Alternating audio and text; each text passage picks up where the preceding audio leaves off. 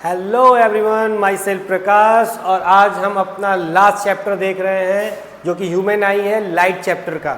Natural phenomena मैंने आपसे कहा था 3 वीडियो आने वाले हैं। Reflection of light, spherical mirror का मैंने डाल ही दिया, लेंस का डाल दिया, और लास्ट वन इज ह्यूमन आई। छोटा चैप्टर होने वाला है, ज़्यादा कुछ है नहीं। चलिए देखते हैं। हेडिंग डाल लीजिए साइंस, नोट्स बनाते चलेंगे बच्चों, ठीक है। कह रहा है कि human I and colourful world, बहुत अच्छा नाम दिया है। आँख है तो रंगीन दुनिया है, रंगीन नज़ारे हैं। चलिए ह्यूमन आई देखते हैं। तो जाहिर सी बात है, human eye is a important part है, ठीक है।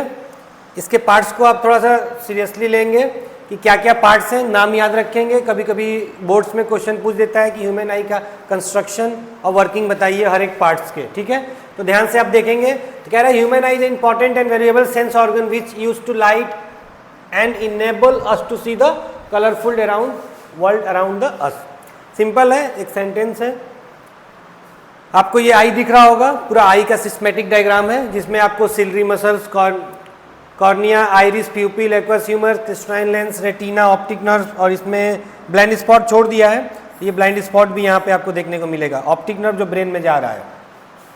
हर एक पार्ट्स के बच्चों अपना अलग अलग काम है। जैसे क्या क्या काम है देखते हैं। तो पार्ट्स में मैंने हर एक पार्ट्स को डिफाइन कर दिया है। कॉर्निया क्या करता है, आई लेंस क्या करता है, प्यूपिल क्या करता है, आइरिस क्या करता है, रेटिना क्या करता है, सिलरी मसल्स और ऑप्टिक नर्व। सबसे पहले बच्चों आई लेंस। आई लेंस कहाँ होता है? तो आपको यहाँ पे आई लेंस दिख रहा होगा। यहीं पे हमारा आई लेंस, जो सिलरी मसल्स होता है वही आई लेंस को टिकाए हुए रहता है, ठीक है। यहाँ पर हमारा आई लेंस होता है। और आंखों में कौन सा लेंस होता है बच्चों? याद कर लीजिए, कॉन्वेक्स। क्यों होता है कॉन्वेक्स? क्योंकि आंखों की प्रॉपर्टी होती है कन्वर्जिंग।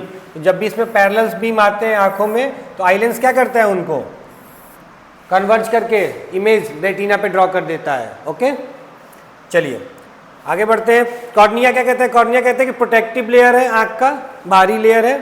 और कह रहे हैं reflection of light entering the eye, मतलब यही पहला हमारा पार्ट है कॉर्निया, जिससे लाइट एंटर करती है।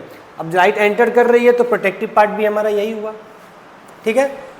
फिर आई लेंस अंदर है, उसके बाद आता है हमारा प्यूपिल। प्यूपिल क्या करता है कि कितने अमाउंट ऑफ लाइट हमारे आंखों के अंदर जाएगा, ठीक है। क्या कितना अमाउंट ऑफ लाइट हमारे आंखों के अंदर एंटर करेगा। कॉर्निया ने तो भाई प्रोटेक्टिव लेयर कर दिया, भाई लाइट को जाने दीजिए। पर प्यूपिल कहता है नहीं भैया, मैं डिसाइड करूंगा कि कितनी रे हमारी आंखों पे क्या करता है, regulate the amount of light entering the eye, कितना अमाउंट ऑफ लाइट जाएगा। और आइरिस क्या करता है, control the size of the प्यूपिल। प्यूपिल के साइज को क्या करता है, कंट्रोल करता है, बड़ा छोटा होके। अच्छा, आप लोगों ने कभी कभी समुद्री लुटेरे वाला मूवी देखा होगा, उसमें अपनी आंखों पे वो समुद्री लगाए रहते हैं। आप लोग लगता होगा कि कोई क्या एक्टिंग का पार्ट है या फिर एक थ्योरी है। नहीं बच्चों, उसमें क्या होता है, हमारी प्यूपिल पे अचानक लाइट आएगी, ठीक है। तो आइरिस प्यूपिल क्या होगा, प्यूपिल हमारा बड़ा छोटा होता रहता है, ठीक है, आइरिस के पास।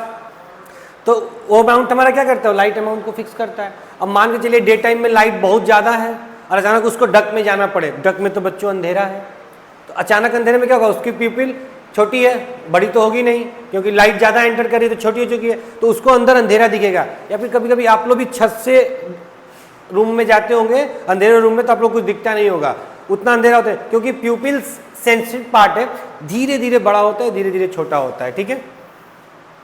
आगे चलते हैं। रेटिना। रेटिना हमारा एक स्क्रीन है। क्या है? स्क्रीन है, जिसपे हमारी इमेज बनती है। ओके। ऑप्टिक नर्व क्या होता है? तो ये सिग्नल भेजता है ब्रेन को कि जो इमेज बना है भैया वो कैसा है, क्या है, ठीक है। चलिए, तो याद हो गया आप लोगों को कॉर्निया। अब एक सिलरी मसल्स है। सिलरी मसल्स यही आई लेंस को इसी पे टिकाए हुए रहता है ना। तो आप लोग सिलरी मसल्स याद कर लीजिए। और cornea, iris, pupil. Aqueous humour क्या होता है? तो लिक्विड क्या होता है, लिक्विड होता है, जो कॉर्निया और आइरिस और प्यूपिल के बीच में होता है, ठीक है। और विट्रस ह्यूमरस क्या होता है, आई लेंस से लेकर रेटिना के बीच की दूरी जो होती है विट्रस ह्यूमर होती है। हो जाएगा। अब चलते हैं बच्चों।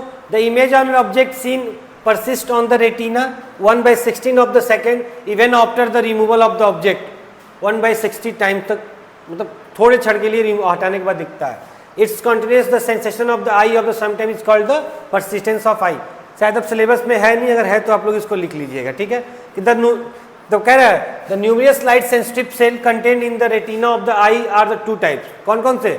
रोड सेल शेप और कॉन सेल। सिलेबस में नहीं है, इसीलिए मैं इसको ज़्यादा एक्सप्लेन नहीं करूँगा, ठीक है। आप देख भी सकते हैं रोडसेप सेल क्या होता है, रिस्पॉन्ड करता है ब्राइटनेस और इंटेंसिटी को, और कॉन्सेप्ट क्या रिस्पॉन्स करता है, कलर को।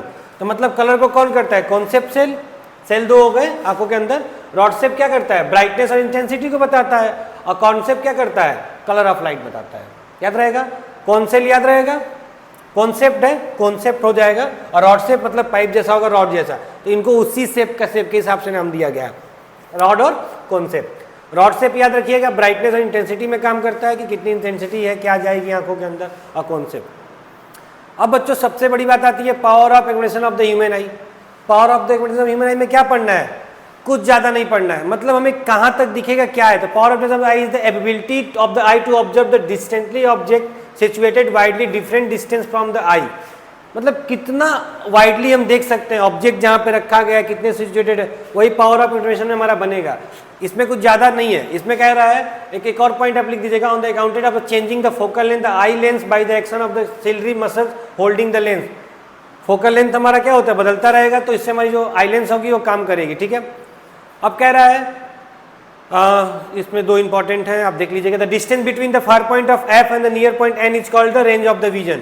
जो हमारा फार पॉइंट है इसके बीच का डिस्टेंस, फार पॉइंट से लेके नियर पॉइंट के बीच का जो डिस्टेंस होता है वही हमारा क्या होता है, रेंज ऑफ विजन होता है। तो यहाँ तक बच्चों क्या था, थोड़ी बहुत आंखों के बारे में जानकारी थी, आंखों के पार्ट्स हमने देखे, पार्ट्स में कोई डाउट किसी को नहीं होना चाहिए। अगर डाउट होगा तो याद कर लीजिएगा कि लिक्विड क्या होता है, लिक्विड लाइट फील्ड स्ट्रक्चर होता है जो एक्वस ह्यूमर कहाँ से कहाँ तक, कॉर्निया और आइरिस के बीच में। अब चलते हैं आइरिस या प्यूपिल दोनों आप कह सकते हैं, ठीक है। तो प्यूपिल बड़ा छोटा हो रहा है, आइरिस हमारा बाहर हो गया। विट्रस ह्यूमर लेंस से यहाँ तक की दूरी हो गई, ऑप्टिक नर्व हो गया, ब्लाइंड स्पॉट एक छूट गया होगा तो आप ब्लाइंड स्पॉट यहाँ पे बना लीजिएगा, सीधे वहाँ कुछ दिखता ही नहीं है। रेटिना हमारा बन गया, स्क्रीन होता है और कोई दिक्कत। क्रिस्टलाइन लेंस वही हमारा कौन सा है, कॉन्वेक्स लेंस हो गया। तो बच्चों इसमें कोई डाउट मेरे ख्याल से होना नहीं चाहिए। और मच मोर आपको देखना है, परसेंट ऑफ विजन हो ही गया, रॉड शेप और कॉन्सेप्ट भी मैंने बता ही दिया, अब कुछ बचा नहीं है बच्चों, ठीक है। तो इसमें आपको सबसे जो इंपॉर्टेंट टॉपिक है क्लास 10 के हिसाब से डिफेक्ट ऑफ आई, ये यहाँ से हमारा जो मेन टॉपिक है शुरू हो रहा है। हाँ, स्ट्रक्चर एक बार मेरे ख्याल से आँख का ये आई का बना लीजिएगा कॉपी पर, प्रैक्टिस कर लीजिएगा, क्योंकि बहुत बार आ चुका है PYQ अब हम लगवाएंगे, उसमें स्ट्रक्चर आ जाएंगे। कभी कभी क्या कहता है, पूरे स्ट्रक्चर को बनाइए और हर एक पार्ट्स को क्या करिए, एक्सप्लेन करिए, ठीक है।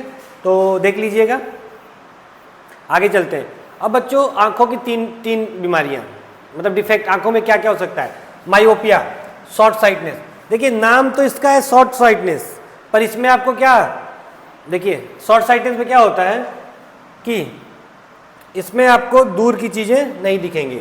शॉर्ट साइटनेस में क्या होता है, a person who have myopia can see near by object clearly, कह रहा है ना, अगर मायोपिया किसी को है तो पर्सन पास का ऑब्जेक्ट आसानी से देख सकता है। अगर मुझे मायोपिया है तो मैं इस बॉटल को आसानी से देख सकता हूँ, बट अगर वो जो यहाँ मैप लगा हुआ है वो देखने में मुझे दिक्कत होगी। अब सर आप कहेंगे सर इसका तो शॉर्टनेस है, मतलब नज़दीक का है।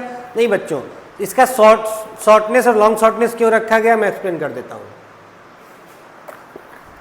अब मायोपिया पर्सन को क्या होता है, आंखों में डिफेक्ट के बारे में पढ़ रहे हैं, तो डिफेक्ट बेसिकली मायोपिया पढ़ेंगे हम लोग, उसके बाद पढ़ेंगे हाइपरमाइट्रोपिया, और लास्ट वन पढ़ेंगे प्रेसबायोपिया। 3 पढ़ेंगे, तीनों में पहला मायोपिया पढ़ रहे हैं। मायोपिया को शॉर्ट साइटनेस से भी हम जानते हैं, शॉर्ट साइटनेस होता है। इसमें बच्चों पर्सन को नियरली ऑब्जेक्ट क्लियर दिखता है पर दूर के ऑब्जेक्ट को सही से नहीं दिख पाता है। रीजन क्या है, पहले मैं बता दूं शॉर्ट शॉर्टनेस इसका रीजन क्या है। शॉर्ट शॉर्टनेस का रीजन ये है बच्चों कि जब हमारा आई लेंस से कन्वर्जिंग पावर उसकी क्या हो जाती है, ज़्यादा कह लो तभी तो पास आगे कन्वर्ज हो जा रहा है। तो ये रेटिना पे ना बन के इसको कन्वर्ज होके कहाँ पे आना चाहिए, रेटिना पे, बट बच्चों ये पहले ही कन्वर्ज हो जाता है। तो शॉर्ट में ना लेंस से पहले ही हो गया, रेटिना से पहले ही हो गया, तो शॉर्ट शॉर्टनेस हो गया और इसमें ऑब्जेक्ट दूर से नहीं दिखता है, ठीक है, दूर का ऑब्जेक्ट नहीं दिखता है। इसको करेक्ट करने के लिए क्या करते हैं बताइए बच्चों, आंखों के सामने कौन सा लगा देंगे, कॉनकेव, मतलब जो बहुत जल्दी कन्वर्ज हो जा रहा है। देख रहे हैं ना आप यहाँ पे, कन्वर्ज हो जा रहा है, इसको दूर भेजना है। और दूर भेजने के लिए हम क्या कर दिए, हमने आगे क्या लगा लिया, कॉनकेव लगा लिया। और कॉनकेव लगा के हमने क्या कर लिया, मायोपिया के डिजीज को ठीक कर लिया। अब ये उतने ही पावर का लगाएंगे जितना पे ये हमारा डाइवर्ज करके कहाँ इमेज बन जाए, रेटिना पे। रेटिना मैंने पहले ही बताया था क्या है बच्चों, एक तरह से स्क्रीन है जहाँ पे इमेज फॉर्म होता है ऑब्जेक्ट का। और ये हमारा कौन सा लेंस है, कॉनकेव। तो बच्चों याद कर लीजिएगा, कॉनकेव से हम कौन सी बीमारी को ठीक करते हैं, बोलिए भाई, कॉनकेव लगा के हम मायोपिया ठीक कर सकते हैं, शॉर्टनेस। तो सिंपल एक बात समझ में आ गई सर, अगर किसी को दूर का नहीं दिखता होगा, पास का साफ साफ दिख रहा है, दूर का नहीं दिख रहा, तो जाहिर सी बात है उसके आगे कौन सा लेंस लगेगा, आंखों के आगे कॉनकेव, और कॉनकेव लगा के उसके डिजीज को हम क्या कर लेंगे, ठीक कर लेंगे। ओके बच्चों, got it, correction of myopia. एक बार मैं धीरे धीरे स्क्रॉल कर दे रहा हूं, आप नोट्स इसी से लिख लीजिएगा, ठीक है, लिख लेंगे। जैसी बात है, क्यों होता है मायोपिया, क्यों होता है, तो इसमें लिखा ही है excessive curvature of the eye lens और इनोलगेशन ऑफ द आई बॉल, दोनों के वजह से ये डिफेक्ट आता है, लिख लेंगे।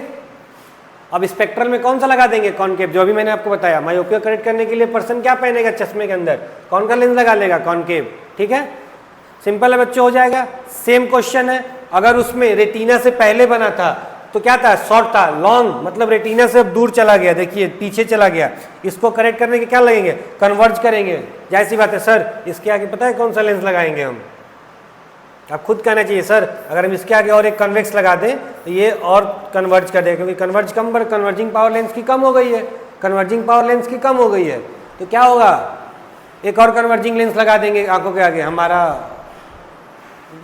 साफ साफ दिखने लगेगा, कोई डाउट नहीं होगा, हाइपरमेट्रोपिया हो गया। ठीक है, थोड़ा मैं बच्चों तेज पढ़ा रहा हूँ, रीजन ये है कि शॉर्ट वीडियो को रखना है, जल्दी से मैं आपको एक्सप्लेन कर दूँ, क्योंकि बोर्ड्स के क्वेश्चन बहुत इंपॉर्टेंट है, वो मुझे आपको प्रैक्टिस कराने हैं। आई डिफेक्ट के रह गए हैं, लेंस के रह गए हैं, स्पेरिकल मिरर वाला मैंने करा दिया है, तो जाके आप वीडियोज़ में देख लीजिएगा। ठीक है, हाइपरमेट्रोपिया हो गया, मायोपिया को शॉर्टनेस भी बोलते हैं, साइटनेस भी कहते हैं, और हाइपरमेट्रोपिया को लॉन्ग साइटनेस बोलते हैं। ठीक है, हो जाएगा। देखिएगा, करेक्ट करने के लिए क्या लगाए हैं, बोलो भाई सर, आपने कन्वेक्स लगा दिया, कन्वर्जिंग पावर हो गया, बीमारी हमारी सही हो गई। ये क्यों होता है, वो हो रहा था किस वजह से, मायोपिया, मायोपिया बच्चों हो रहा था excessive of curvature of the eye lens, ठीक है, और इनोलगेशन ऑफ द आई बॉल की वजह से हो रहा था। बट हमारा हाइपरमेट्रोपिया क्यों हो रहा है, hypermetropia sir focal length of the eye lens अगर बड़ा हो जाए तब, या फिर eyeball become too small, इसमें आई बॉल छोटा हो गया इसके वजह से, और इसमें फोकल लेंथ क्या हो गया आंख का, बोलिए भाई बढ़ गया। और मायोपिया में क्या था, आई बॉल क्या हो गया, इलॉन्ग हो गया, मतलब बड़ा हो गया, और इसमें क्या हो गया, छोटा हो गया। तो हाइपरमेट्रोपिया मायोपिया याद रखेंगे, क्यों दोनों पर मैंने टाइम लिया है, रीजन क्या है बताइए, क्योंकि यही दो मेन डिजीजेज हैं। फ्रेश बायोपिया तो बुड्ढों में मतलब एजेड लोगों में होता है, ठीक है, तो eye ball of the small हो गया, ठीक है, एक में आई बॉल बड़ा हो रहा था, लॉन्ग हो रहा था, एक में छोटा हो रहा है, फोकल लेंथ वाला सीन हो गया। तो बच्चों मेरे ख्याल से दो आई डिफेक्ट होते हैं, साथ में बोलिए मायोपिया और फ्रेश बायोपिया। मायोपिया को शॉर्ट साइटनेस, अरे मायोपिया को शॉर्ट साइटनेस, हाइपरमेट्रोपिया को लॉन्ग साइटनेस। ठीक है, लॉन्ग क्यों बोलते हैं, क्योंकि रेटिना के पीछे बन रहा था, उसको शॉर्ट बोलते हैं क्योंकि रेटिना के आगे बन रहा था। इसमें पर्सन को दूर का नहीं दिखता है हाइपरमेट्रोपिया में, उसमें पर्सन को नहीं, मायोपिया में दूर का नहीं दिखता है, पास का क्लियर दिखेगा, हाइपरमेट्रोपिया में पास का नहीं दिखेगा, दूर का साफ दिखेगा। ओके, तो करेक्ट कर लेंगे आप लोग। और आंखों में, आंखों का वर्किंग प्रिंसिपल डायग्राम मैंने दिखाया था, बना लेंगे। आइरिस नहीं sorry cornea, iris, pupil, ciliary muscles, retina, aqua humour, vitreous humour सब देख लेंगे, आई लेंस देख लेंगे, सारे पार्ट्स को क्लियर कर लेंगे, कहाँ कहाँ क्या वर्किंग प्रिंसिपल होता है। चलिए, अगर आप इतना कर लेंगे तो last one is presbyopia. Presbyopia में ओल्ड पर्सन के अंदर होता है, जो क्या करता है, नहीं रीड कर सकता है नहीं राइट कर सकता है आराम से। इसीलिए आपने अगर दादा दादी के घर में चश्मा को देखिएगा, नीचे की तरफ उस चश्मे में ऐसे लेंस बना होता है, अगर ये लेंस उनका ऐसे होगा तो ऐसे बना होगा। ठीक है, नीचे का पास का पढ़ने के लिए और दूर का पढ़ने के लिए है, तो जब दूर का सही करने के लिए क्या है, कॉन्वेक्स है, पास का कॉन्केव है, हो जाएगा, कर लेंगे। अब देख लीजिएगा कन्वर्जिंग डाइवर्जिंग कहाँ लगना है, पास दूर का, अब इतना मुझे बताने की नीड नहीं है आप लोगों को। ठीक है, it's occur in old age when the ciliary muscles holding eye lens weaker and, जैसी बात है सिलरी मसल्स हमारी थोड़ी कमजोर हो जाती है, लेंस अच्छे से नहीं टिक पाता है, वीकनेस आ जाती है, तो आंखों की फेसिबिलिटी थोड़ी कम हो जाती है। ठीक है, the correction of hypermetropia old person have to wear the spectacle with a convex lens of the suitable focal length in the hypermetropia. ठीक है, क्या करते हैं उसमें, स्पेक्ट्रल ऐसा पढ़ेंगे कन्वेक्स लेंस का जो कि सुटेबल हो उनके फोकल लेंथ के हिसाब से एज हाइपरमेट्रोपिया। कभी कभी क्या होता है, a person suffer from the myopia and hypermetropia, such person required by focal lens. मैं बोला था ना अभी, जो मैंने एजेंट में होता है, उनको दोनों प्रॉब्लम है, क्या है, मायोपिया भी है और हाइपरमेट्रोपिया भी है। क्या हो जाता है, ये बहुत इंपॉर्टेंट है, कभी कभी एक पर्सन सफ़र किससे करता है, मायोपिया से भी करता है और हाइपरमेट्रोपिया से करता है। इन पर्सन को जो रिक्वायर होता है उसको बोलते हैं बाईफोकल लेंसेज, दोनों लगे रहेंगे, ठीक है। The upper part of bifocal lens consider the concave lens, मैंने क्या बोला, कॉन्केव लगाएंगे अपर पार्ट को, एंड द लोअर पार्ट क्या कंसीडर करेगा, कॉन्वेक्स लेंस, ठीक है। तो लोअर पार्ट में हमारा क्या हो जाएगा, कन्वेक्स हो गया, ऊपर हमारा कॉन्केव हो गया, हो जाएगा बच्चों। चलिए अगला टॉपिक है reflection through a glass prism. मैंने प्रैक्टिकल में ग्लास प्रिज्म बनाया भी है, पर इसमें कुछ खास है नहीं, सिंपली आपको ज़्यादा नहीं पढ़ना है, सिंपली इंसिडेंट रे आई, एक बार देख लीजिएगा, यहीं पे बात को हम लोग एंड कर देंगे, ठीक है। सिंपली बच्चों incident ray I, P Q incident ray, sorry PE है, एयर मीडियम और ये ग्लास मीडियम, क्योंकि ग्लास प्रिज्म है। मैंने रिफ्लेक्शन में क्या पढ़ाया था कि बॉडी को ही रेयरर से डेंसर में जाती है, एयर हमारा रेयर मीडियम है, ग्लास हमारा डेंसर मीडियम है। अब सर एयर से डेंसर में जा रही है, तो अगर हम यहाँ नॉर्मल ड्रॉ करेंगे तो बेंड हो जाएगी नॉर्मल की तरफ, यहाँ से सीधी निकल रही थी, निकलना था इसको, पर जाहिर सी बात है फिर अगर हम यहाँ नॉर्मल ड्रॉ करेंगे इस लाइन पे तो नॉर्मल से दूर चली जाएगी। मतलब एक टाइम में ये एंगल, ये वाला बड़ा है ना आई, रिफ्लेक्शन वाला पढ़ लीजिएगा उठा के, मैंने पढ़ाया रिफ्लेक्शन में आई कब बड़ा है, मैं थोड़ा सा हिंट कर दे रहा हूँ, यहाँ पर एंगल आई बड़ा होगा, एंगल आई बड़ा होगा एंगल आर से, और यहाँ पर एंगल आई एंगल आर से एंगल आर बड़ा होगा। रिफ्लेक्शन वाला चैप्टर में पढ़ाया, बिकॉज इसमें नॉर्मल के अवे चला गया, जैसे ही डेंसर से बाहर निकला तो, और जैसे ही डेंसर में गया नॉर्मल की तरफ बेंड हो गया, आर छोटा हो गया, इसमें आर बड़ा हो गया, ठीक है। अब बच्चों अगर ये बात खत्म हो जाती है, ठीक है, अगर ये बात खत्म हो जाती है तो रिफ्लेक्शन का नॉर्मल था। अब हम पर इसमें सबसे इंपॉर्टेंट टाइप है कि अगर ये हमारी रे आई, तो ये जो रे निकलती है, तो याद है रिफ्लेक्शन उसमें भी इमर्जेंट रे निकल रही थी, इमर्जेंट रे हमारी ये हो जाएगी। अब देखिए सब लिखा हुआ है, incident ray, reflected ray, E F आपको रिफ्लेक्टेड रे दिख रही है आर, फिर इमर्जेंट रे एफ ऑफ एक्स, ये है इमर्जेंट रे, लिख लीजिए, यहाँ पे मैं एरो से दिखा दे रहा हूँ। एंगल ऑफ प्रिज्म ये रहा, ठीक है, एंगल ऑफ इंसिडेंट आई ये रहा, एंगल ऑफ रिफ्रैक्शन आर, ये भी एंगल ऑफ रिफ्लेक्शन आर है, ठीक है। Angle of emergence angle E दिख रहा है ना, नॉर्मल के बाद जो ये बना है emergent. Angle of deviation, deviation angle क्या हुआ, मतलब जहां से इंसिडेंट जा रही थी और जहां से ये रे निकली है इसके बीच में जो एंगल बनेगा इसको एंगल ऑफ डेविएशन कहते हैं। तो बच्चों स्लो करके ये पूरे टॉपिक को देख लीजिएगा, incident, reflected, emergent, angle of ये प्रिज्म, ठीक है। कोई डाउट हो तो बता दीजिएगा।